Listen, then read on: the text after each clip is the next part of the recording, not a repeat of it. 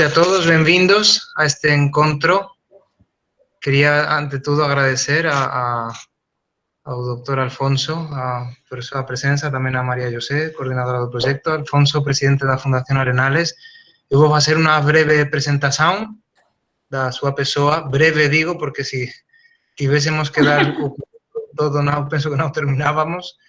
Así que vou dar así 4 pinceladas, un bocado da súa trayectoria. El español, de Madrid, ingeniero civil, ingeniero de caminos, canales y puertos, la ingeniería que se llama civil en España, de la Universidad Politécnica de Madrid. Es vicepresidente do Instituto Europeo de Estudos da Educación, presidente da Fundación Arenales, que ten promovido pues, varios centros de educación en Madrid, y tamén presidente de la Red Educativa Arenales, a cual tamén nos facemos parte como Cristal, que asocia pues, numerosos centros en diferentes países, España, Alemania, Portugal, Estados Unidos, Angola, y entre outros países tamén de Europa. Angola, claro. E tamén o presidente da Confederación Española de Centros de Ensino, Confederación Española de Centros de Enseñanza, que agrupa prácticamente a unha terceira parte de todos os colegios de ensino privado en España. E tamén é asesor de institucións educativas en toda Europa, prácticamente en 30 países, América, Asia, e ben, ao longo da súa trayectoria profesional, pues, escreveu varios libros. Nos temos enviado a voses un link do seu blog onde está toda pues, a presentación dele, da súa persoa, e tamén parte da bibliografía que ten feito e tamén pues, algúns escritos, propiamente ya non libros, mas sí pues, de artigos, né? que ben, pues, eu non vou falar moito dele, está aquí presente, mas un momento de Deus, deu a súa vida tamén ao servizo da evangelización a partir da educación. E nada, hoxe pues, va a facernos este presente de estar connosco. Ele ten Angola e o Colegio Cristal no seu corazón, sempre teve o intuito e a intención de ir al frente con 1000 dificultades que se presentaban. Parecía como que no medio da saída do deserto se presentaba sempre as dificultades e o Señor foi abrindo o mar a través pues, de benfactores, de persoas que acreditaron no proxecto, e ele pues, tamén pues, abanderando isto con María José, que vocês já coñecen ben, e nada, vos deixo a palabra a ele, y no sé si me he dejado alguna cosa, Alfonso. Muy bien, muchas gracias por la presentación. Voy a compartir la pantalla, espero haber aprendido a hacerlo bien y que salga a la primera. Y lo primero quería deciros que me alegra mucho estar con vosotros, que tengo que felicitaros a todos por los que habéis hecho posible que este colegio empiece, los profesores, al director, por supuesto, a todo el equipo, a María José y a todas las familias que habéis confiado en este proyecto en el que hemos puesto tanta ilusión y que seguro que va a ser muy importante para vuestro país, que es un país que he visitado 2 veces, que me ha enamorado, que me ha gustado mucho, que estoy deseando volver y que creo que una buena escuela con una buena educación es lo que más futuro dará a un país. Y bueno, me han pedido que hable en esta charla con este título de Familias Fuertes, Sociedades Fuertes. Si por lo que sea no se me entiende bien, y me lo decís para que hable más despacio. He buscado algunas imágenes en vuestra lengua también para facilitar que se entienda mejor. Y me gusta mucho esta idea, ¿no? Yo creo que todos tenemos que mirar con buenos ojos a los demás y entonces enseguida vemos que está el mundo lleno de gente muy buena y gente de la que tenemos mucho que aprender.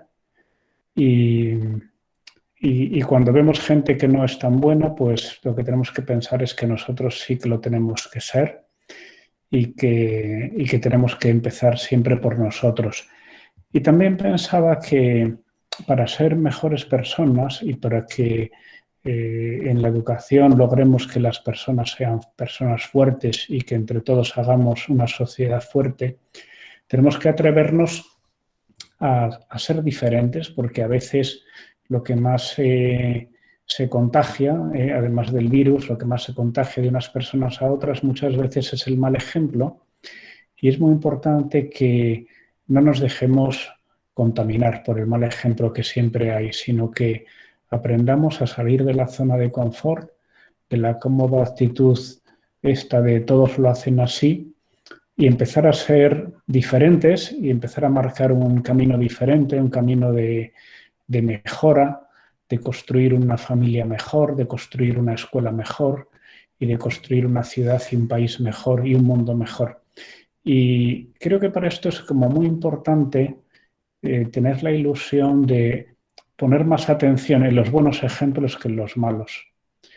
Porque malos ejemplos recibimos todos constantemente y uno se puede amparar y fijar en esos malos ejemplos y pensar que todos hacen mal las cosas y que eso justifica que nosotros también las hagamos mal. Pero precisamente la educación, y es lo que debe buscar la familia y la escuela, tienen que buscar habituar a las personas a fijarse sobre todo en los buenos ejemplos y a salir de la comodidad del mal ejemplo y pasar al empeño y el esfuerzo por encontrar la forma de hacer las cosas mejor. Y he puesto esta foto que me gusta mucho. Son fotos de aquí de España, pero bueno, creo que sirven igual. Y creo que desde pequeños en la familia y en la escuela hay que enseñar a los niños, desde muy pronto, a tener una mirada que sepa descubrir las necesidades de los demás y detenerse entre ellas. Es como la parábola del buen samaritano, que sabe pararse ante las dificultades de los demás, aunque otros hayan pasado de largo. Y esto es una cuestión que aprenden los niños pues viendo cómo lo hacemos los adultos.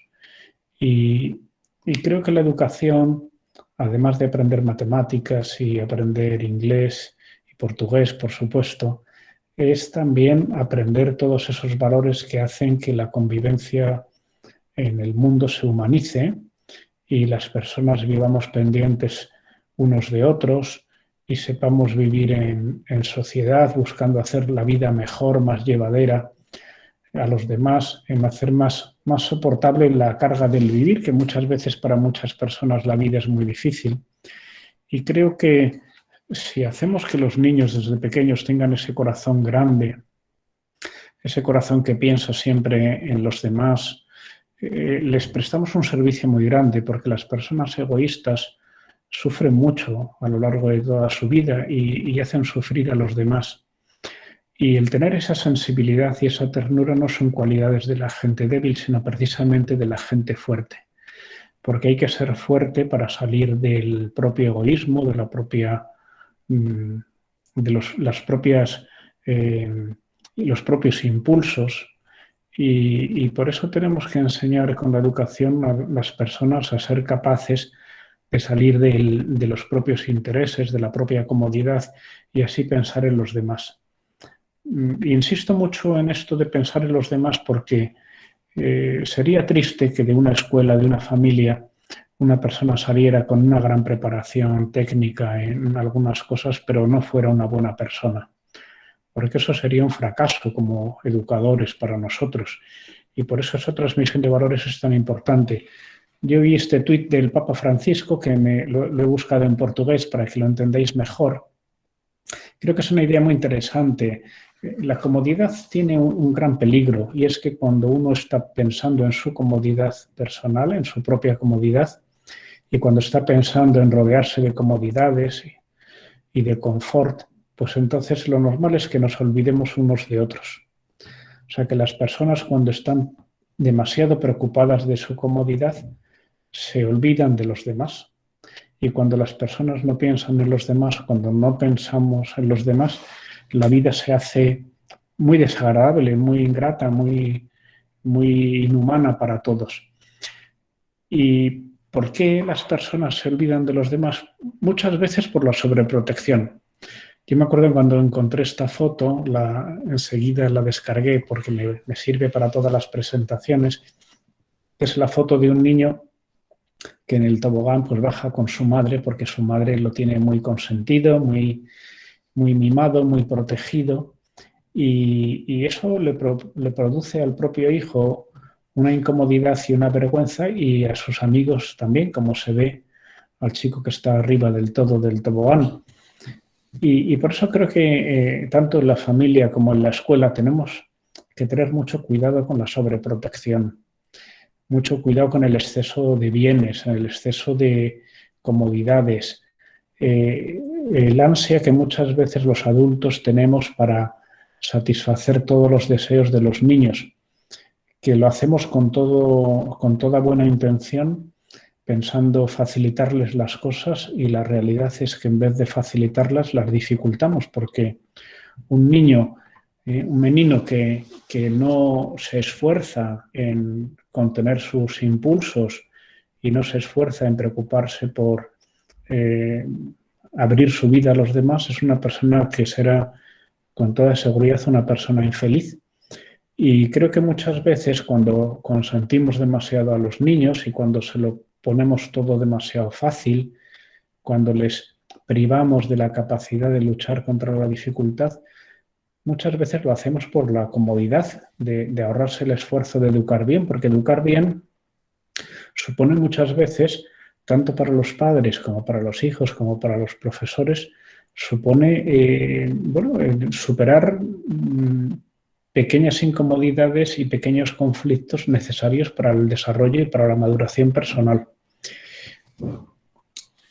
He puesto estos párrafos de este documento del Papa Francisco, que también me parece muy interesante, en esta misma línea, cuando habla que uno de los grandes riesgos del mundo actual, con su múltiple y avasalladora oferta de consumo, es la tristeza individualista que brota del corazón cómodo y mezquino, que está buscando siempre placeres superficiales y esa conciencia aislada.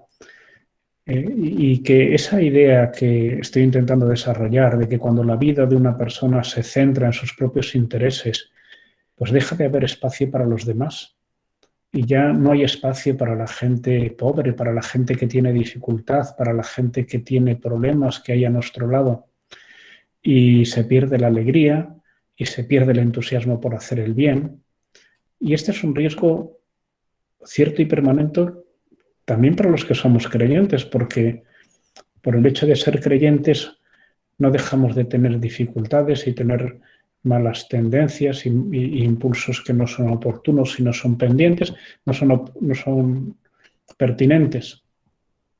Bueno, y yo diría pues que una persona demuestra su grandeza precisamente por el modo en que trata a los que tienen menos que él, a los que él considera que son menos que él, a las personas que sufren, que pasan por un mal momento, que pasan dificultad, a los que más lo necesitan.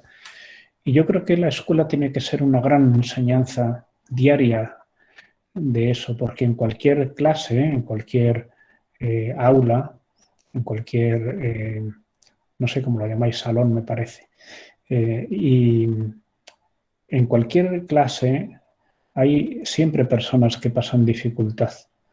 Y hay niños y niñas que tienen una facilidad natural para detectarlo y para ayudarles, y otros que no han desarrollado esa facultad, no han desarrollado esa capacidad de pensar en los demás, porque en su vida pues todo les ha llevado a estar centrado en sus intereses.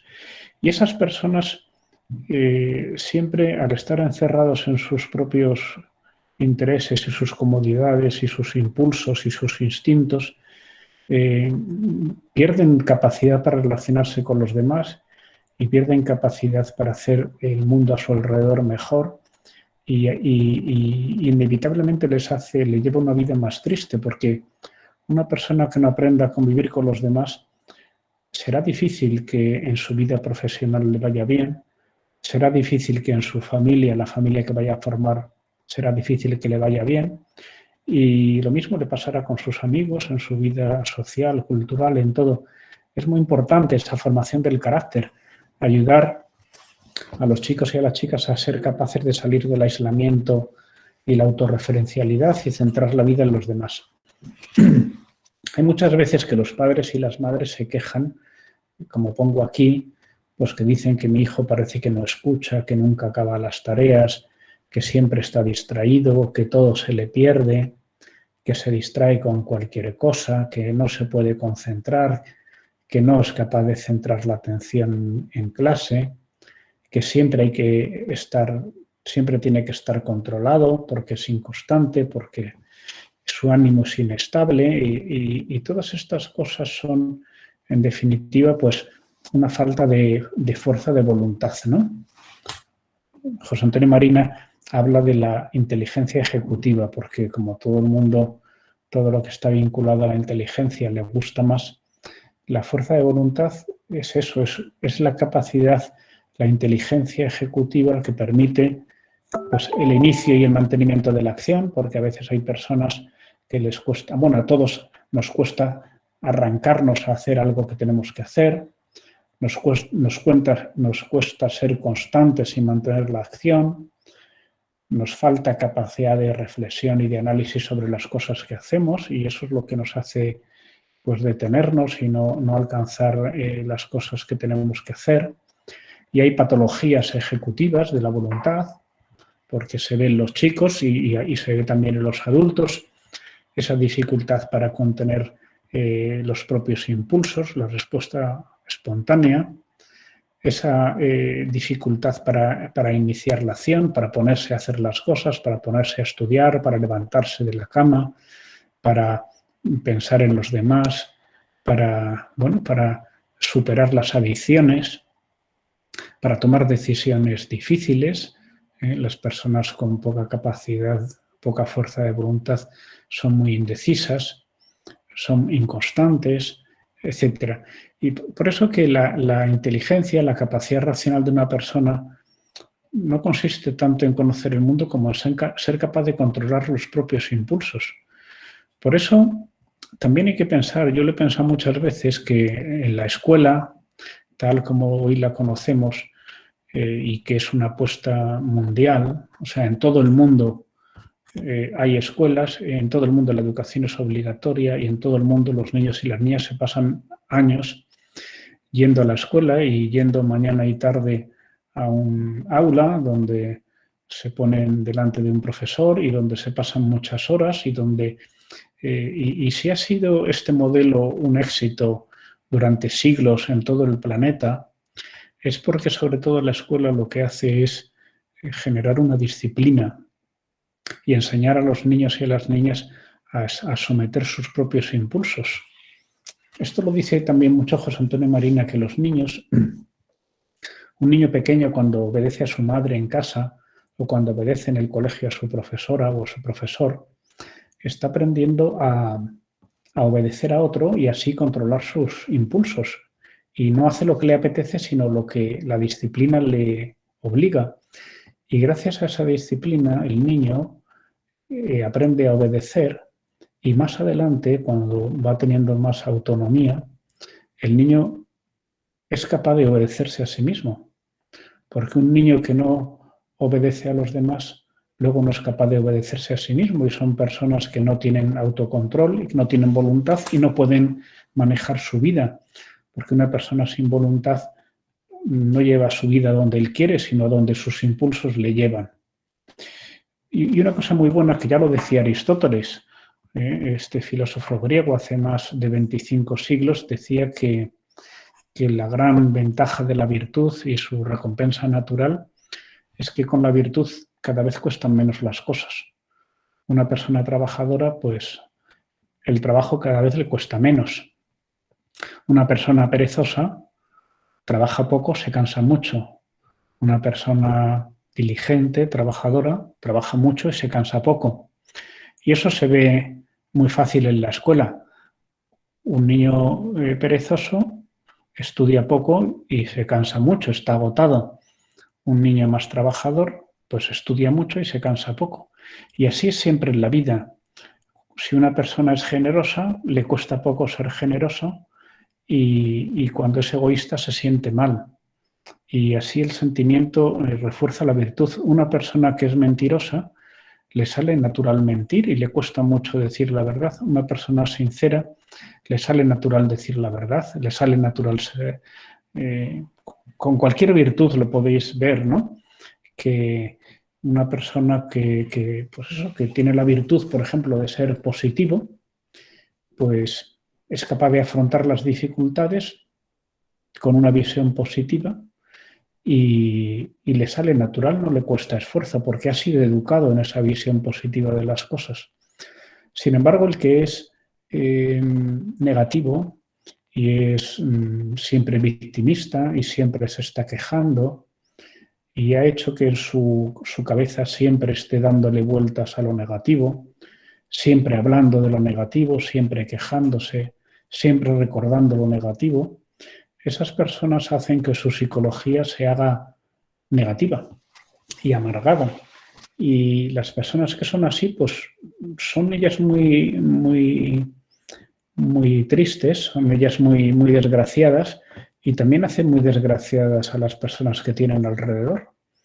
Y es una muestra de cómo es de importante la virtud y cómo es de importante que en la familia y en la escuela haya esa preocupación por educar en la virtud y hacer que a los niños desde pequeños ese buen modo de obrar les salga natural, porque cada vez les costará menos y se hará una parte de su propia naturaleza. También pensaba que la educar no es adoctrinar. O sea, educar no es que los hijos o los alumnos piensen como nosotros. Educar es precisamente que piensen por sí mismos. Educar es hacer que la gente tenga sus propias opiniones, que tenga sentido crítico, que tenga capacidad de analizar, que tenga, pues es verdad, o sea, en la educación, tanto los padres como los profesores, pues exponen su pensamiento, exponen sus valores, lo muestran a los hijos, a los alumnos, pero siempre deben buscar que el niño haga una valoración, un contraste entre su pensamiento y el que se le ofrece, que aprenda a asumir esas ideas no simplemente por autoridad, sino porque las considera, las analiza críticamente, ve sus ventajas, sus inconvenientes, su sentido, su fundamentación, y gracias a todo eso, pues los niños tendrán sus ideas y sus pensamientos y sus valores cada vez más arraigados y de una manera más profunda y más estable. Y por eso creo que es muy bueno razonar a los hijos y a los alumnos, razonar las cosas. Y no toda idea que se pueda exponer y proponer en vez de imponer siempre es mejor. Es bueno enseñar a las personas a argumentar, a formarse su opinión, a mejorar siempre, a no ser personas que tienen una opinión y ya nunca la cambian porque no quieren estar abiertos a las ideas de los demás. Tenemos que ser personas siempre insatisfechas con las propias opiniones porque queremos que sean mejores cada día. Y bueno, para eso es muy importante leer, es muy importante escuchar las opiniones de los demás, que no seamos personas de fuente única o de opiniones inamovibles, sino personas que enriquecen sus ideas escuchando o leyendo o preguntando o debatiendo con los demás. Yo muchas veces cuento que la mayoría de las opiniones que tenemos las personas no son nuestras, simplemente repetimos ideas que hemos escuchado a otros y nosotros nos han parecido bien, no las hemos analizado críticamente y las repetimos. Y en cambio, cuando escuchamos una opinión y escuchamos otra, escuchamos opiniones diferentes y las analizamos críticamente, las contrastamos con los demás, esas opiniones se van perfilando y dejan de ser opiniones de los demás y pasan a ser opiniones nuestras, opiniones propias. Y entonces cuando una persona tiene muchas opiniones propias y pocas opiniones repetidas, entonces esa persona es más, está viviendo su propia vida, sino vive más bien una vida prestada, porque sus opiniones no las ha madurado y vive un poco a costa de las opiniones de los demás. Y también insisto en lo de enriquecerse con las opiniones de los demás, porque para que la convivencia sea buena en la familia, en la escuela, en el trabajo, en la vida ciudadana, es muy importante educar a los hijos y a los alumnos en la idea de colaborar y compartir y de aprender de los que piensan diferente y fortalecer las propias ideas con las ideas de los demás, y sabiendo que las ideas de varias personas de varias personas que trabajan conjuntamente, producen un resultado superior a la suma del esfuerzo de ellos. Y esto todos lo vemos, que cuando uno tiene una conversación constructiva y creativa con otras personas, de la interacción entre las personas surgen ideas que uno nunca había pensado, y que uno se da cuenta que cuando habla con personas que están con esa apertura a los demás, encuentra dentro de uno mismo ideas que nunca había pensado, pero que estaban dentro y que necesitaban una ayuda para germinar y para salir adelante. Otra idea que quería comentar es el ejemplo. Los hijos y los alumnos escuchan lo que decimos y lo asimilan. Y yo creo que todos de vez en cuando nos encontramos repitiendo frases que decía nuestra madre o nuestro padre o nuestra abuela, y nos damos cuenta de cómo han influido en nosotros con esas frases que parecía que no nos llegaban, pero sí nos llegaban, y son ideas que tenemos muy grabadas. Pero yo creo que tenemos muy grabadas frases y ideas que hemos escuchado, pero sobre todo tenemos grabado el ejemplo. Que todos lo que más nos ayuda, lo que más nos enseña, es lo que vemos a otros hacer y lo que vemos a otros ser. Y por eso creo que la educación, la mejor educación, es el ejemplo. Y por eso para educar bien hay que dejarse conmover y arrebatar y digamos que asumir esa gran misión que es educar, y darse cuenta de que la preocupación por educar bien es lo que más nos ayuda a ser mejores. Porque la gente busca autenticidad y escucha a quien da testimonio de lo que él mismo vive, y por eso tenemos que ser un ejemplo de rectitud. Y claro, tenemos que hacer como dentro de nuestro interior, hacer resonar esa idea, esa misión, y tener claro que con la educación no buscamos someter a nuestra voluntad a los alumnos o a los hijos, que no buscamos quitarnos problemas, que no buscamos que dependan emocionalmente de nosotros, ni siquiera tampoco realizarnos egoístamente en ellos, sino que buscamos su bien por encima de todo, y que buscamos prestarles ese servicio, y que tenemos que estar constantemente pensando cómo cumplir mejor esa misión, y dejándonos poseer por la grandeza de esa misión, y que entonces, si lo hacemos así, Dios pondrá en nuestra boca las palabras más adecuadas.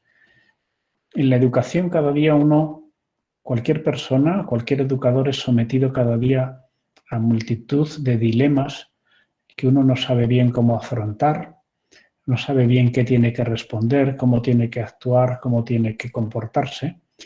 Y creo que lo importante es tener esa preocupación por considerar qué espera Dios de nosotros en este momento para resolver esa duda que podemos tener en cómo debemos actuar. Y me gusta mucho esta frase de Benedicto XVI, cuando dice que el cristiano sabe muy bien cuándo toca hablar y cuándo toca callar. Y dice cuando toca callar, dejando que hable solo el amor. Y Dios es amor, que es el título del documento del Papa. Y y que se hace presente en los momentos en que uno no sabe bien qué hacer. Y por eso muchas veces en la educación no hace falta dar muchos consejos, no hace falta hacer muchas declaraciones. Lo que hace falta es estar cerca de las personas, conocerlas bien, comprenderlas bien. Y a veces es una palabra, a veces no hace falta palabras, basta un gesto de afecto y estar como muy interesados en conocer el mundo de donde viven los hijos y los alumnos, conocer muy bien su realidad, su psicología, sus dificultades para poder ayudarles. Y entonces, que es como un poco el resumen de lo que os quería decir, que cuando se quiere a los que se educa, uno entiende de inmediato la necesidad de mejorar a uno mismo. Y por eso creo que los educadores, tanto los padres como los profesores, tienen un gran privilegio y es que tienen que dar ejemplo para educar bien, para educar de modo coherente. Y entonces cuando uno tiene que educar, ese es un gran motor para la mejora personal y hay que agradecer a Dios que tengamos esa oportunidad y creo que hay que, por eso, porque tenemos esa ayuda de Dios, tener una actitud muy optimista hacia la mejora personal propia y de los demás. Creo que es muy importante para educar bien tener una visión positiva de los demás y una visión positiva de uno mismo y que tenemos que desear suscitar en todos el deseo de mejorar el mundo en que vivimos, de construir un mundo mejor, suscitar el sentido de trascendencia. Yo sé que en Angola tenéis un sentido cristiano y un sentido trascendente mucho más profundo que la vieja Europa, que es una tierra más descreída y tenéis una gran suerte en ser así, tenéis que cuidar mucho este espíritu vuestro y sabéis perfectamente que un compromiso personal y una espiritualidad que transforme el corazón es una cosa valiosísima en cualquier persona. Y sabemos también que ser buenas personas no es suficiente, porque hay muchas personas que son buenas personas, tienen buenos deseos, pero eso no significa que lo hagan todo bien, ni que tengan siempre razón. Hay que cultivar la virtud, hay que ayudar a ser esa capacidad de ser mejores, tener esa voluntad, ayudar a todas las personas a conocer cuáles son nuestros puntos débiles, cosas que tenemos que hacer mejor, ver la crítica como una oportunidad de hacernos mejores y de aprender siempre de los mejores en todos los sentidos, ¿no? Tener siempre ilusión de tratar con gente mejor para aprender de ellos, para hacer un mundo mejor. Y esta es la última diapositiva que tenía, que es de Fosbury, que sabéis que es un atleta que en los Juegos Olímpicos de México del año 68 fue una sorpresa enorme que despertó una expectación mundial porque era un chico, bueno, iba con una zapatilla blanca y otra negra porque ya, aunque hayan pasado más de 50 años, ya se hacían esas cosas y él pues saltó de una forma diferente a cómo había saltado todo el mundo hasta entonces. Y por eso el estilo suyo se llama Fosbury, se ha quedado con su nombre. Fue medalla de oro, por supuesto, arrasó en los Juegos de México, pero no era un gran atleta, porque de hecho no llegó a dar la mínima para ir a las Olimpiadas de Múnich en 1972. Y eso significa que muchas veces para conseguir resultados mejores hay que cambiar. Y en este caso Fosbury lo que hizo fue aprender a hacer las cosas de otra manera y consiguió resultados mucho mejores. No quiere decir que todos los cambios den resultados mejores, pero si queremos educar mejor, tenemos que estar dispuestos a cambiar y a decir, vamos a hacer esto diferente en casa, vamos a hacer diferente en clase, voy a hacer diferente esto en mi vida y con ese esfuerzo de hacer algo diferente, con la ilusión y con el empeño de hacernos mejores personas, pues lograremos ser mejores personas y también hacer una sociedad mejor. Y ya está, voy a dejar de compartir, a ver si lo sé hacer. A ver si lo sé hacer. ¿He dejado de compartir ya? ¿Me veis? Sí. Bueno, pues no sé si hay tiempo para preguntas, para coloquio. Yo encantado de responder lo que... No sé si tiene que levantar la mano, que habéis visto que abajo a la derecha hay una mano así y se puede levantar para que os encienda el micrófono, o no sé si va a encender todos, no sé cómo lo soléis organizar. También se puede poner por escrito, sí, también se puede.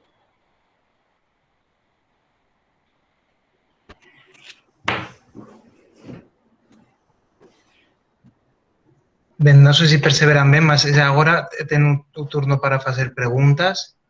Podemos levantar a mano y hacerla oralmente, o si prefieren escribirla, pueden escribirla no chat.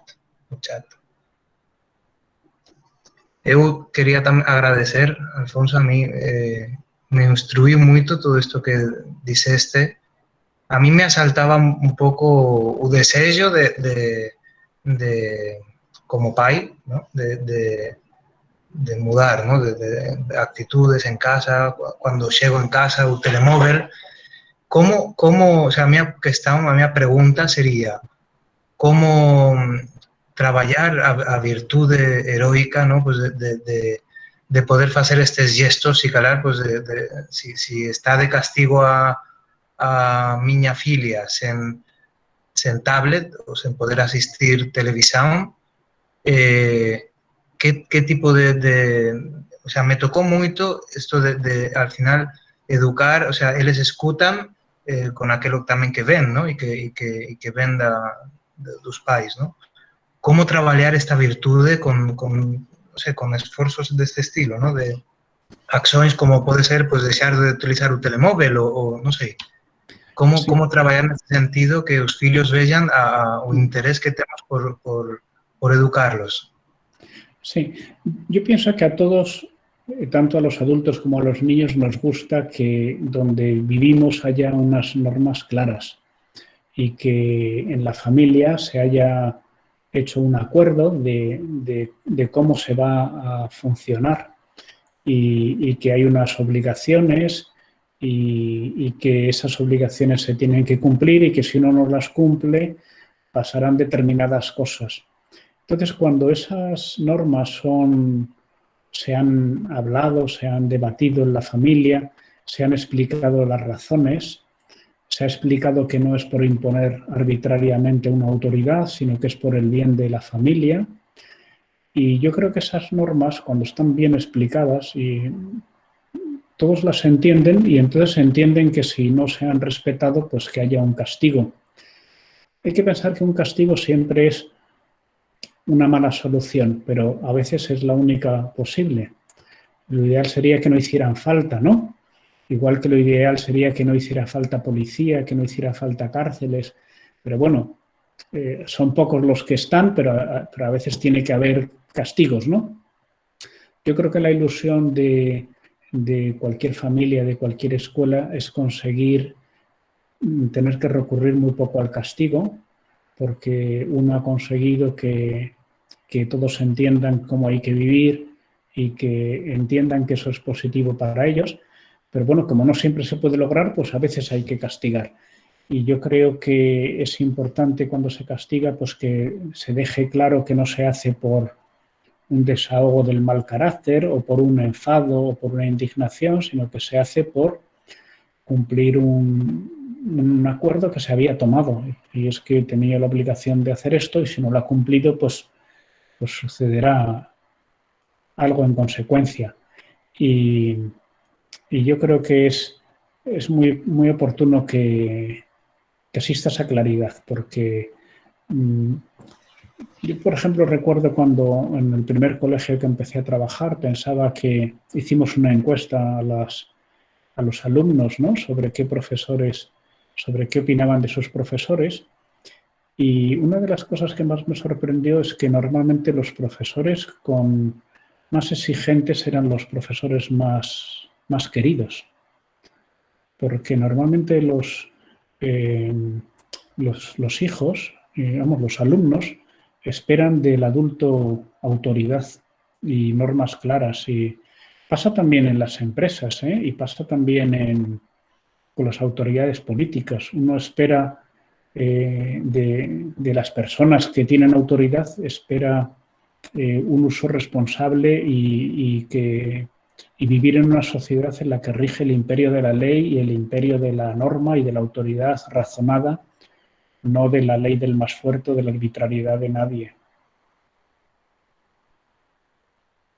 No sé si hablo demasiado deprisa o no. ¿Se me entiende? Sí. Muy bien. ¿Alguien se lanza a hacer alguna pregunta más? En portugués, perfectamente.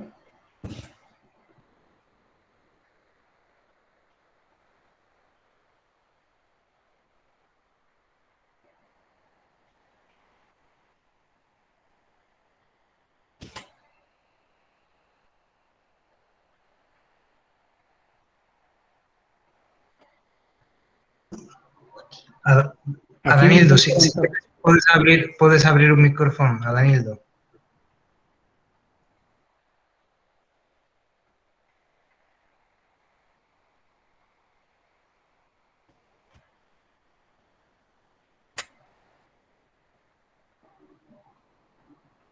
Si alguien quiere hacer una pregunta, puede abrir un micrófono.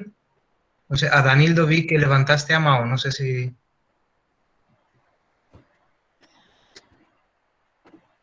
Es que es una tecnología que no usáis habitualmente, ¿no? Me parece. Por eso no se maneja Sí, bien todo normalmente el mundo. usamos el Zoom. Bueno, eu vou voltar a falar, porque a mí tocoume, no, pero a mí tocoume este aspecto que falabas agora, porque vexo que moitas veces fico sorprendido, ¿no? Con as crianzas, para mí é moito novo estar na educación, levo apenas pues, estes meses desde janeiro, mas fico moito tocado que vexo que moitas das veces as crianzas están mesmo a reclamar a autoridade, a reclamar a presenza de ser firmes no que queremos explicar. ¿No? A mí me ten impresionado moito este aspecto, ¿no? Que fican, o sea, realmente ves como eles se senten amados cuando os queremos corrigir, ¿no? Y tamén vexo como, pues, nese sentido, por parte nosa, como país, moitas das veces ten acontecido que temos recurrido ao castigo no colégio e temos visto, pues, por parte dos pais, pues, como esto que falabas no inicio de que al final cair na comodidade de pues, no ser firmes, de non educar, de deixar moitas das veces en maus da escola decisões ou actitudes que tendríamos que ter nós como pais en casa, ¿no? E vexo, por exemplo, castigamos unha vez en telefón a unha crianza que trouxe, le tiramos, e os pais como que contentes de ter feito isto, ¿no? Vexo como vencer tamén este medo que temos a que os fillos e calhar pues, fiquen zangados connosco, o sea, que se enfaden con nosotros como padres por ter actitudes ás veces pues, firmes o Sí. como autoridad, ¿no? Yo diría que lo que diferencia el reino animal del reino de la humanidad, o sea, lo que diferencia la selva de la sociedad humana es precisamente el imperio de la ley, el imperio de la autoridad. Porque en la selva lo que rige es la ley del más fuerte. Y precisamente la diferencia entre la selva y la sociedad humana es que la sociedad humana es el imperio de la ley y de la razón y de la autoridad. Y por eso lograr vivir en un mundo humanizado se logra precisamente cuando el imperio viene por unas normas claras, que en la sociedad civil son unas leyes y unas normas, y en la familia y en la escuela pues hay también unas normas, y es importante que esas normas sean claras, que sean conocidas y que se respeten. Y yo creo que si esas normas se entienden bien, pues todo el mundo lo que espera es que la autoridad las haga cumplir. Y yo diría que si en la escuela hay unas normas, por ejemplo, y si un alumno hace algo que no está bien y recibe un castigo, creo que es muy importante, mi consejo es que las familias siempre lo apoyéis, aunque os parezca que el profesor no tiene razón, hay una cosa muy importante y es que para educar bien a vuestros hijos es decisivo que la autoridad del profesor y la autoridad de los padres. Entonces los padres no pueden quitar autoridad al profesor y el profesor no puede quitar autoridad a los padres, porque si pasa cualquiera de esas dos cosas, el perjudicado siempre es el hijo, el niño, ¿no? Porque lo que más perjudica al niño es que pierda autoridad sus padres o sus profesores. Y por eso creo que el éxito de una escuela siempre está en gran medida en la sinergia, en la colaboración entre los padres y los profesores. Y que si uno piensa que su profesor ha hecho algo mal, se lo debe decir a solas y con respeto. Y lo mismo un profesor, si piensa que un padre no está haciendo algo bien, se lo tiene que decir también con mucho respeto y a solas. Y de esa manera cada vez serán los dos más fuertes, ¿no? Pero siempre, yo diría, con esa lealtad y ese apoyo entre la familia y la escuela. He visto que hay más preguntas aquí escritas, a ver si las sé. A ver, uno dice si unas palmadillas serían una buena forma de educar. Bueno, esto depende mucho de la cultura, y de cada. Porque yo cuando era alumno sí que se hacía, ahora no se hace. En España no se hace, yo supongo que en Angola tampoco se hará. Y yo recomiendo no hacerlo. Me parece que siempre es una muestra de que las cosas, o sea, siempre en cierta manera es un fracaso, ¿no? el recurrir a esto. Yo creo que es mejor ingeniarse para no tener que recurrir a eso. Luego, la terapia. Bueno, hay veces que hace falta terapia, que hace falta uno llevar a su hijo a un psicólogo porque hay una necesidad, pero normalmente suelen ser una pequeña proporción de las crianzas. Yo creo que lo que más ayuda a los niños es la coherencia en casa y en la escuela, en la educación, en cada una de las virtudes en las que hemos hablado y en muchas otras. Y luego, pues, efectivamente, dice aquí que profesores exigentes tienen que ser atentos y empáticos, por supuesto. Yo diría más, yo pienso que los profesores exigentes tienen más facilidad para ser empáticos, porque un profesor exigente le es fácil tener una deferencia con los alumnos sin perder autoridad. Pero las personas exigentes que tienen poca autoridad les cuesta mucho tener esa empatía sin perder autoridad. Por eso yo creo que es muy importante y no es incompatible. Yo diría que es al contrario, que se exigen uno a otro y dice que esos profesores son los que cautivan a los alumnos siempre y nunca dejar a ningún alumno atrás. Esto también es muy importante, me parece muy bien, no sé quién es que lo ha escrito, estoy muy de acuerdo. Creo que un buen profesor, igual que los padres, igual que la vida social, siempre la ilusión de todos, o sea, lo que es verdaderamente cristiano es no dejar a nadie atrás. Y creo que esto es algo que hay que conseguir que arraigue mucho en la cultura de la familia, de la escuela, de todo el país, de todo el mundo. Y muy bien. Bueno, la asistencia de psicólogos en ambiente escolar, pues bueno, yo creo que esto, pues en todos los colegios del mundo siempre se echa en falta que no haya más tiempo y más posibilidades, y yo creo que a medida que el colegio vaya adelante, pues podrá tener más tiempo de ese apoyo de orientación para poder dar un mejor servicio seguro. ¿Cómo lidiar una extrema ausencia de los padres? Una larga ausencia del país, sí. Bueno, yo sobre eso diría que, o sea, tener a los padres ausentes siempre es una gran pérdida y no digo una tragedia, pero siempre es una cosa muy dolorosa para los padres y para los hijos, igualmente. Pero también yo diría que a lo largo de la historia ha pasado muchas veces, por muchas razones, y creo que también la providencia de Dios puede hacer que eso dé buenos frutos, y que lo que hace falta es que quien se encargue de esos chicos que tienen lejos a sus padres, que procure suplir el cariño de sus padres y la atención y la exigencia también, y que haga que esos padres, pues, vamos, que ese hijo, pues, supla esa falta de afecto y de cuidado. Y lo mismo para los padres. Yo creo que ahora que hay tanta facilidad de comunicación, como estamos hablando ahora, que hace unos años era impensable poder tener a 6.000 kilómetros de distancia una charla, yo creo que ahora la lejanía de los padres se puede en gran medida también suplir con una buena comunicación gracias a las tecnologías. A ver. Ahí está Danildo, que está levantando la mano. No sé si... Sí. A Danildo, ¿puedes...? Sí.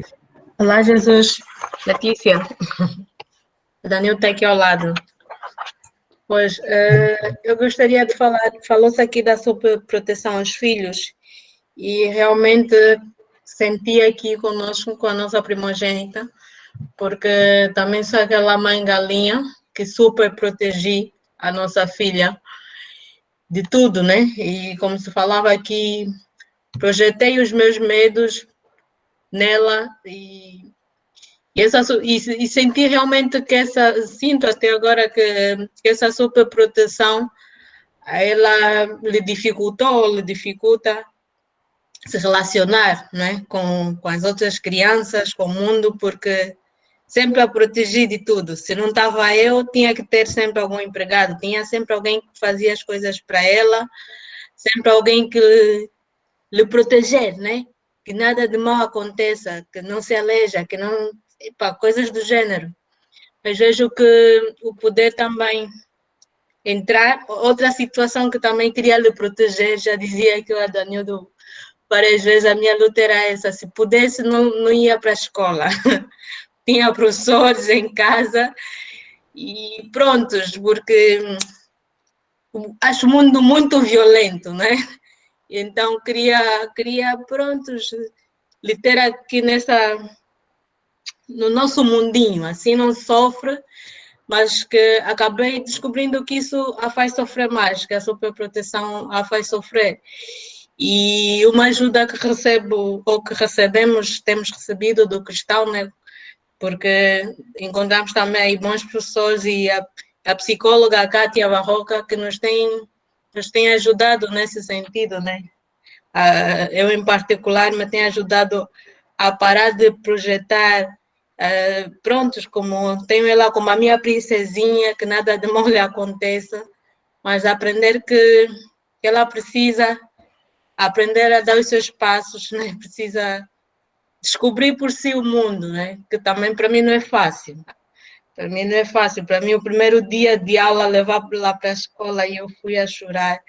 E fui de óculos e tudo para ela não se aperceber, porque o medo, e já dizia eu, pô, tem professores pedófilos, tem isso, tem aquilo, e são medos que eu carrego, né? E que fico a todo custo com os nossos filhos, eu tenho esses medos, então protegi ao máximo possível, não foram para a creche, o máximo possível, de modo a evitar essas situações, mas a verdade seja dita que, por mais que a proteja, né, em algum momento tenho que soltar, y para mí es muy difícil soltar los nuestros filhos. Sí. Yo creo que te he entendido bien, espero haberte entendido. Creo que ha sido un testimonio muy bonito el que has hecho y que yo creo que muchas veces precisamente una de las cosas que considera que no ha hecho bien con los hijos primeros, pues aprende mucho para los siguientes. Y nos pasa a los profesores y pasa a los padres también. Y yo creo que el haber hecho las cosas mejor o peor tampoco es un problema, porque los padres, igual que los profesores, no hace falta que seamos perfectos, porque los ejemplos perfectos tampoco ayudan. Lo que ayuda es ver a las personas esforzándose por ser mejores cada día, ¿no? y lo que uno espera de sus padres y sus profesores. O sea, los defectos que tienen los saben perfectamente. O sea, los niños nos conocen mejor que nosotros mismos, saben perfectamente nuestros defectos y por eso y lo que les ayuda es ver que procuramos hacer cada día las cosas mejor. No hace falta ser perfectos. Y en cuanto a la sobreprotección, yo me acuerdo de una familia que conocí hace muchos años, que tenía muchos hijos, tenía 10 hijos, y era una persona que tenía mucho dinero y en determinado momento se arruinó, y entonces a los primeros hijos fueron educados en mucha abundancia y los últimos en mucha austeridad. Y él dice que hay una diferencia enorme, ¿no? Que los hijos educados en la austeridad son mucho mejores y han tenido mucha más capacidad de abrirse camino en la vida. Por eso yo lo que recomiendo es que eduquéis a los hijos en austeridad, porque uno piensa que cuando le da muchas cosas le hace mucho bien y normalmente es al revés. Cuando le da muchas cosas le hace menos capaz de salir adelante por sí mismo y les perjudica. O sea que poner muy fácil las cosas a los hijos es hacerles daño muchas veces. Bueno, no sé si hay más preguntas.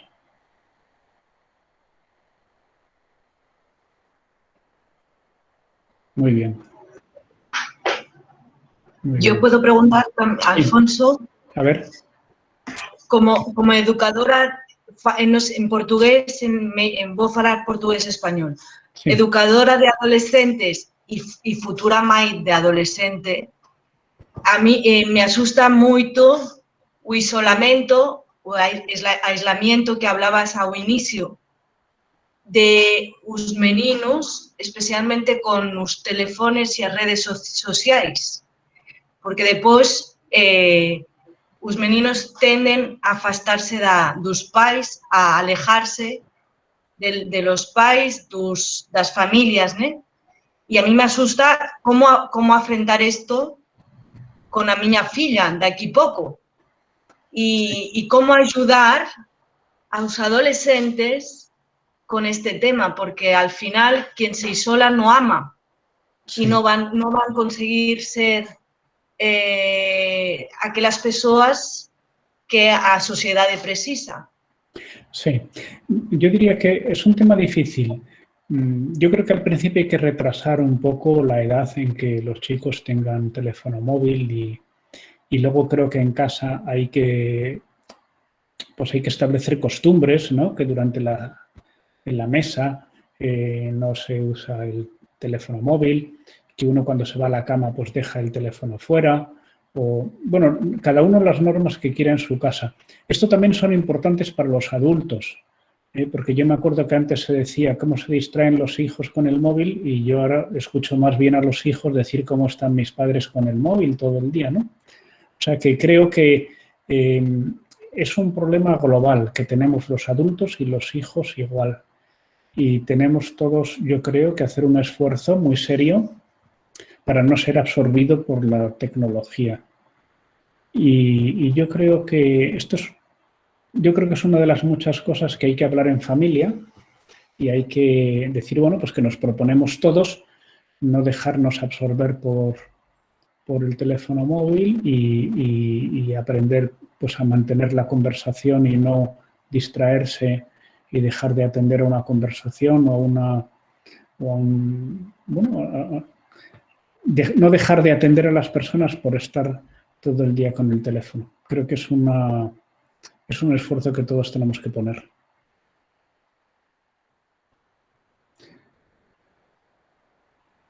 Bueno, yo no sé si ya estamos fuera de lo previsto, porque tendréis que ir a cenar y todo esto. Clara Mayer. Que mañana tenéis que madrugar, no sé a qué hora empiezan las clases. Clara. Sí, Clara, ¿puedes desligar un micrófono? ¿Me pueden oír? Sí. Ok. Buenas noches, querido Alfonso Aguillón. Es un placer tenerle aquí hoy. Mi nombre es Clara. Y yo no sabía que quién me diría que hoy iba a ver al mismísimo Alfonso Aguiñón. Yo tuve la oportunidad de leer un libro suyo, pero hace mucho. Yo estudié en Huelva. Me lo regaló una profesora mía, Educar el Carácter. Pero un libro viejo, pero muy bueno. Ese libro sí, tiene más de 30 años, ese libro, sí. Sí, pero me gustó mucho. Y yo me quedo con bueno, gracias. Yo tengo algo aquí que añadir, pero no sé si hay tiempo, pero voy a intentar ser lo más breve posible. Yo me quedo con la frase de: el cristianismo sabe cuándo es tiempo de hablar de Dios y cuándo es oportuno callar sobre él, dejando que hable el amor. No sé si lo he apuntado bien. Sí.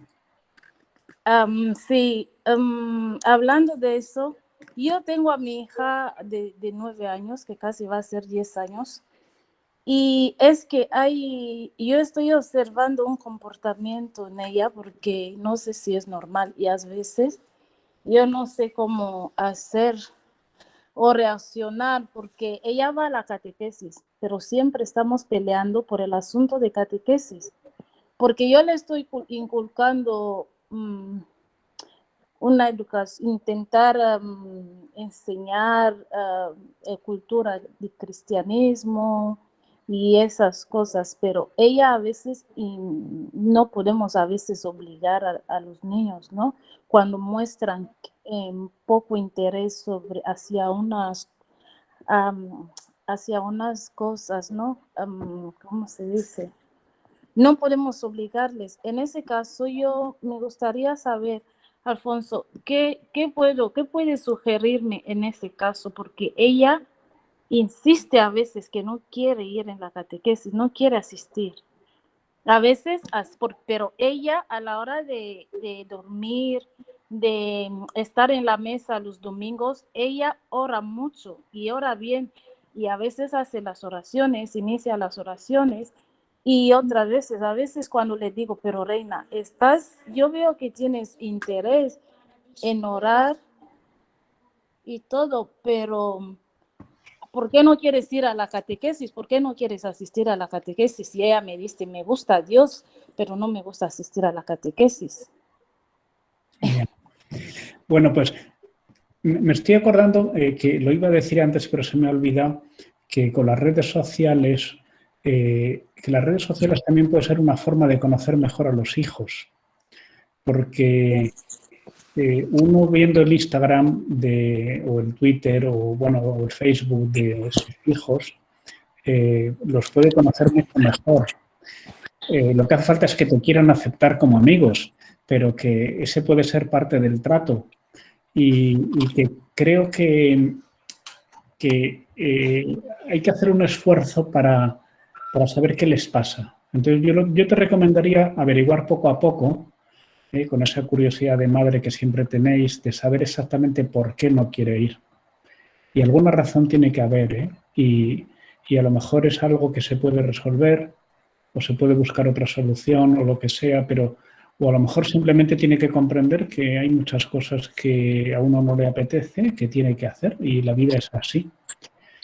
Y yo te recomendaría intentar saber cada vez mejor qué le pasa y también pues razonar las cosas y que también comprenda que a veces pues el tener una formación pues supone hacer cosas que a uno no le apetecen y eso es parte de la construcción como personas que todos tenemos que hacer. De acuerdo. Bueno, ánimo, Clara. Sí, gracias. Muchas gracias. De acuerdo. Bueno, aquí ha habido una mano también, pero no sé quién es. No sé si no. Buenas noches. Buenas noches. Aqui é o pai do Adriel. Pois. Doutor, eu tenho uma pergunta. Como fazemos quando o niño tem uma debilidade de atenção e também é muito tímido? o que podemos fazer para que... O que podemos introduzir o que podemos introduzir na sua rotina para que ele seja mais atento e deixe de ser tímido? Sim, uma coisa assim prática que seja muito proveitosa para que ele saia da timidez, comece a falar e ser mais comunicativo, principalmente quando chega nas horas das aulas. Yo Com diría, os amigos ele fala bem, sí, mas quando chega na hora da aula é tímido, fala baixo, fica assim muito preocupado e às vezes eu peleio com sua madre, eu digo com sua mãe, tem que motivar, a mãe às vezes, não, você tem que fazer. E eu gosto mais de me motivar antes de começar a aula, lhe dou uma motivação para ver se ele fica mais à vontade. Eu não sei qual é o método más apropiado para isso. sí. Bueno, yo diría que no hay métodos fijos. Tienes que ir ensayando a ver cómo va mejor una fórmula u otra. Yo siempre he pensado que los chicos tímidos no es porque tengan poco que decir o poco que pensar, porque normalmente las personas que hablan poco y escuchan mucho, pues tienen bastantes más ideas en la cabeza que los que hablan mucho. Entonces, las personas que hablan poco piensan bastante y lo que hace falta es hacerle las preguntas adecuadas. Ok. Porque todas las personas poco habladoras, hay muchos temas de los que saben mucho y que están deseando que le pregunten. Lo que pasa es que a lo mejor no se lo preguntan y a lo mejor le preguntan cosas que no le interesan o de las que saben poco. Entonces, yo creo que hay que tantear cuáles son los temas de los que está deseando hablar, que estoy seguro que los hay. Y cuando una persona habla de lo que sabe y de lo que le gusta y va teniendo cada vez más soltura, va cogiendo más confianza y va venciendo poco a poco la timidez. Ok.